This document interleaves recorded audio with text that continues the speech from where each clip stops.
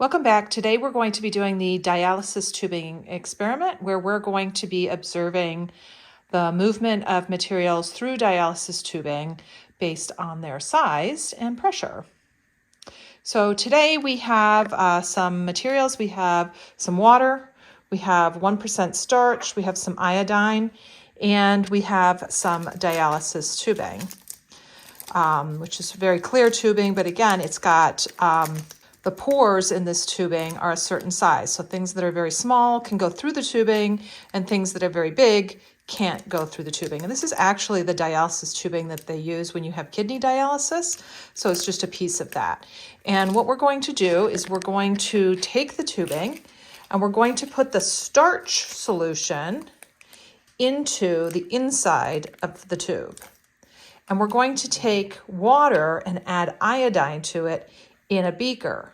And then we're going to put the tube into the beaker. And what we're looking at is whether filtration is going to happen. So in filtration, materials move through a membrane based on their size. Smaller things are going to move and move faster, and bigger things are either going to move very slowly or maybe not move at all. And the way we're going to determine if this happens is that when you get starch and you combine it with iodine, it turns kind of a dark blue color. And so we're going to look for where that dark blue color happens of those two interacting and whether it happens inside the bag or inside the beaker. So the first thing we're going to do is we're going to actually wet down the dialysis tubing. It just makes it easier to manage. So I'm going to add the water to the beaker. I'm not going to put too much in because we just need enough to submerge the bag. So we're just going to put a little bit in. And then we're going to put some iodine in there. So this is iodine in water.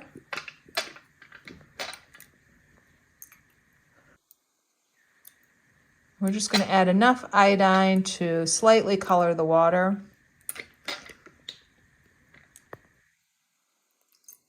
You can kind of see that the water is a little bit amber colored now. So that should be enough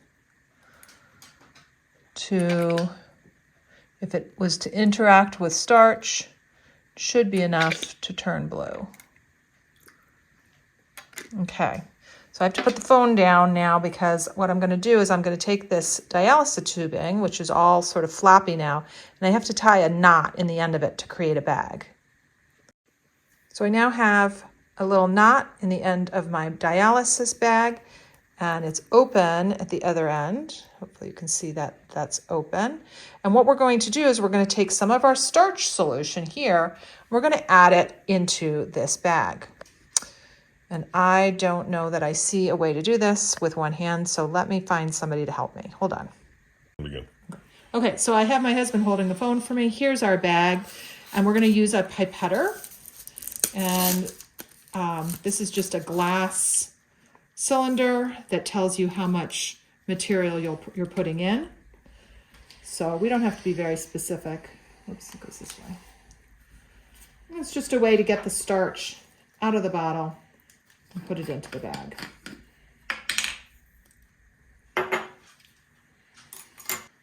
There we go. I got it now. Oh. Okay, so the pipette's in the bag. And I'm going to let the starch go into the bag. You see how it's filling up the bag there? So you can kind of see the starch is in there. It's kind of a cloudy color, right? And then what I'm going to do is I'm going to tie a knot at the other end of the tube so it makes a little dialysis bag. So I've got knots at both ends and then a tube in the middle. Here, I'm going to put it down on the table. Can they see that? So the starch is in there and there's a knot at each end so it's not coming out the ends.